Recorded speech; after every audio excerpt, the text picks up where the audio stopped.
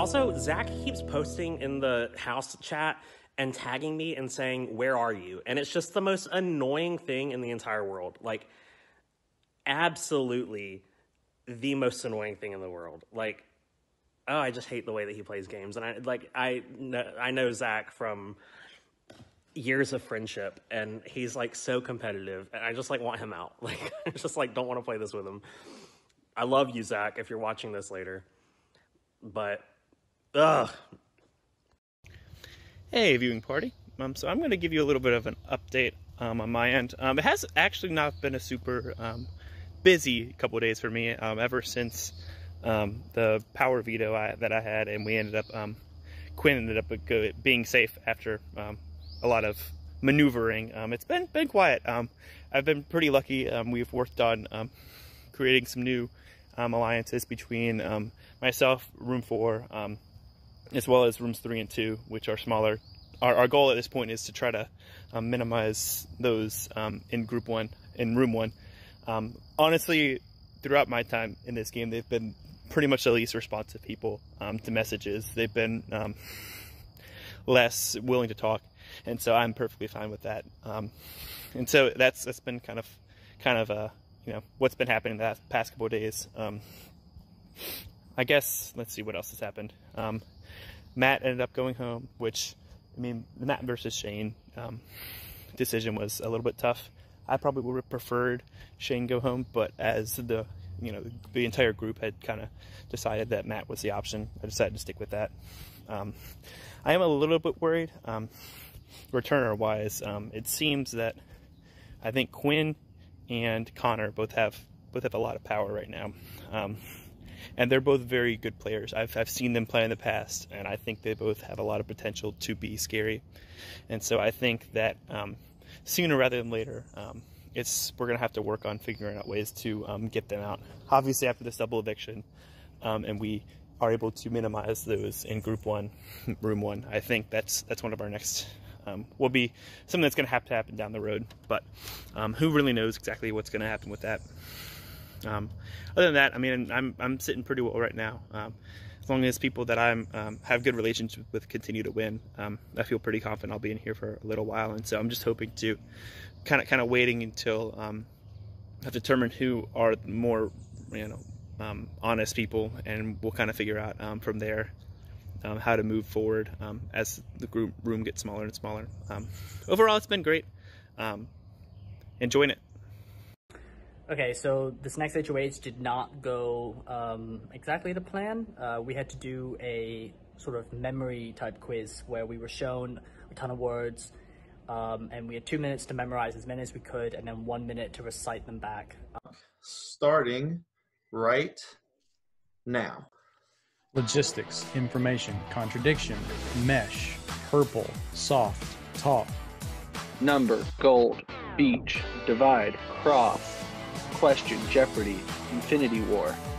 Okay, cross, star, understand, information, talk, softly, sharp. We had a tie. 2 people got 19 words each, and those 2 people were Trey and Kaylee. Now it just comes down to who recited those 19 words faster, winning today's head of household. Congratulations to Trey Robb. Trey, you are the head of household. Initially I was like, yes, this would be my comp, but I just completely froze. I got nervous, and I did not win. Trey, however, did. So an alliance was formed this morning by Quinn, grouping rooms 1, 2, 3, and 4 together, giving a large majority of 5, 6, 7, 8, 9 people against all of room 1, which is it 9? Maybe it's 10 people, against room 1, which is Shane, Jeff, Zach, and Carson. Obviously, the goal of this alliance is realistically not a long-term thing. It's more so an alliance, from my point of view, to make sure that we all survive double eviction. One of those things of put our differences aside, let's focus on one thing, get the job done, and we can continue on in the war tomorrow. So that being said, Trey wins HOH, and he's from room 3. I was a little nervous, maybe. I feel like we've had good talks and good conversations, but again, you never know. You never know what everyone else is doing, and that's the hardest part of these games. Is you might operate under the conversations you have, and you feel a certain way, but you have to realize that every conversation you have, there's 7 more going on that you're not privy to.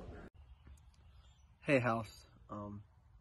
Y'all know it's double eviction week, so I got to come up with 3 names I got to put up since I'm HOH. Being HOH and coming up with noms is never easy, especially in double eviction week, because you got to put up so many people. It's especially hard just because the game's so early that I feel like I don't know everyone well enough to become as comfortable as I'd like to make a decision, but I got to make a decision. So, the people that I've come up with to nominate for put up on the block for eviction are Carson, Zach, and Jeff. I don't have any ill will towards y'all, and I hope y'all do great for the power veto, and good luck to y'all, but right now that's what I got to do, because I got to put up some people, and that's what I decided. So, good luck. See y'all in the power veto competition, and talk to y'all later.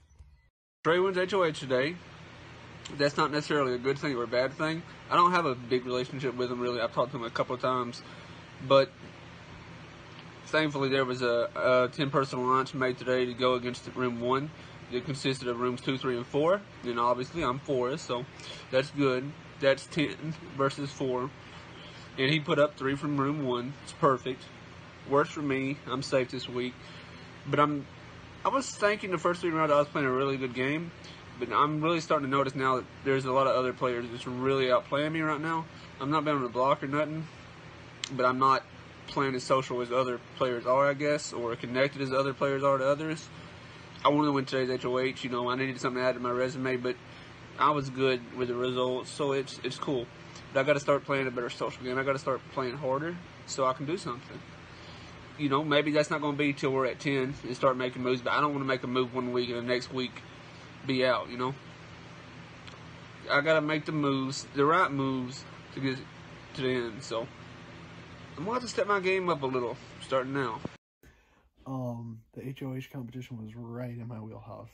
Actually, in 8th grade, I had a science fair, experiment that I designed that was very similar to this. So I kind of had practiced on it with myself as a guinea pig back then and developed some tricks. So I think that really helped me out. I knew I wanted to win it because double eviction time that's the time you want power. Because it's going to be great for the jury to be like, hey, look, when important times came, like double evictions, I was the one who was winning HOH because I'm a major player. So I doubt this, some of them I've been I don't know if I want to win this or not. This one I wanted to win. I needed to. If Zach and I had talked earlier, I think I wouldn't have put him up, but we hadn't talked, so that's what I ended up doing. Jeff didn't like that. I was basing it off of who I knew the least about. Apparently, maybe Josh can drop some of those screenshots, but it was just wild, wild stuff. It was cracking me up, because I was just I don't know what he would want me to base it off of if it's not how well I know people and how much I trust people. Because, for example, I think Quinn is an ultra competitor, and I think he's probably my biggest threat that, I think he's the strongest player in the game, right? But just because he's the strongest player in the game doesn't mean I should put him up for eviction, because A, he'd come after me, and B, I really like him and want to work with him because I trust him. So, for me, that's the ultimate factor of who I put up for eviction. If I trust someone, then I don't want to put them up for eviction, because I still think I can, we can use each other to advance. Ultimately, later in the game, it might be, oh, this is a strong player, let's get him out. But, right now, if I haven't talked to you, hardly at all, we've had one conversation with, 5 texts each, you're going to be on the chopping block for me. It just so happened that those 3 players happen to, also correspond to room 1, which, the room 2, 3, 4 alliance. It was just perfect. I might...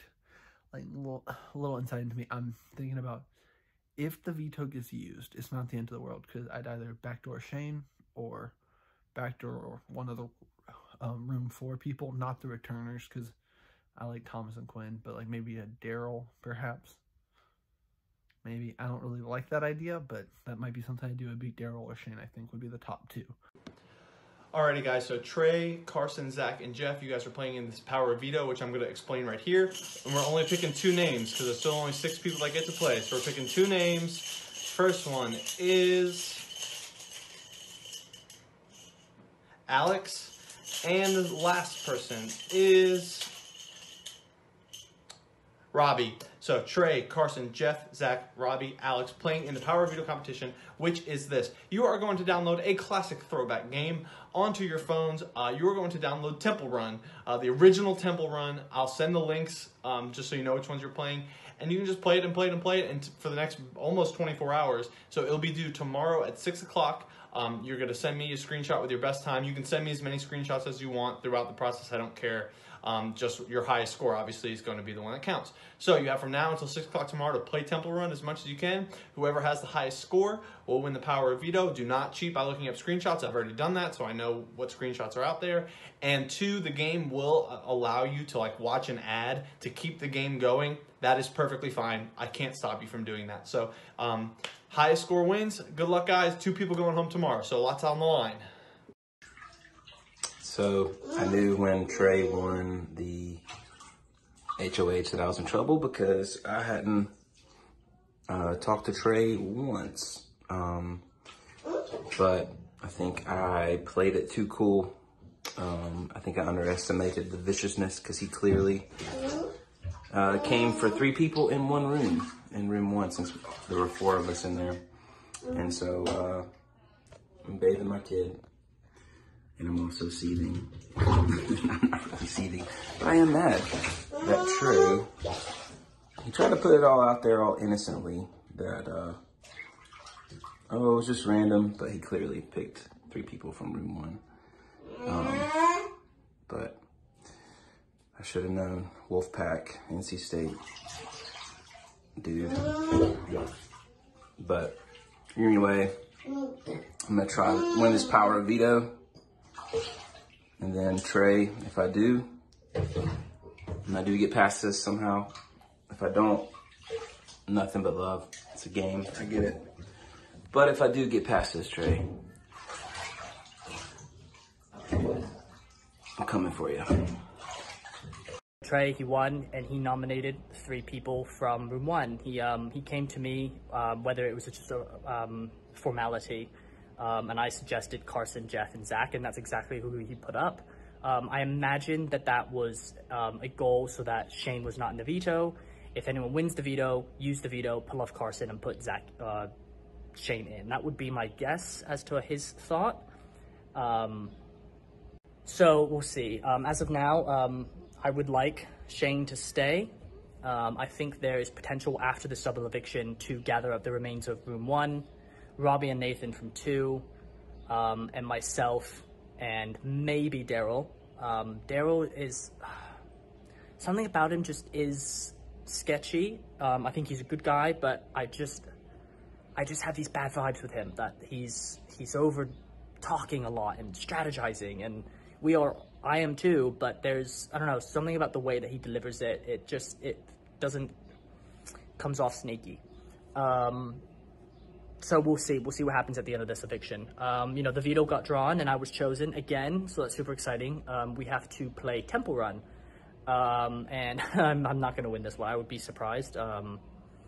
I've only played Temple Run once or twice, and I don't feel like in the next day I'm gonna become Temple Run Sensei Master. But if you don't try, then you're not gonna win. So something that I've been trying to sort of do over the last couple of days is really pinpoint the targets for the returning players and who they're going to go after, and make sure that the people that they go after are then targeted back at them. So today, for example, when Trey won HOH, I messaged Gray, and I just said, "Oh, I trust Trey to do this. I hope that, you know, he's going to honor the alliance, and it's probably for the best since Room 1 wants to target the returning players." And just little things like that. Like, you don't need to sometimes go out there and push in people's faces. Sometimes just like the little simplest comments go the furthest. You know, planting that seed, letting it grow, letting it germinate in their brain is really effective. Sorry, lost my train of thought. So yeah, so ideally, I want to keep those two sides at each other's, you know, throats, whatever. Me and Robbie, who I think is really becoming my ride or die in this game, moving forward. I need to get another pendant. So when that opportunity comes, if I can somehow get one from whoever's evicted. Now that Matt's gone, if Shane is evicted, I feel like he would give it to me.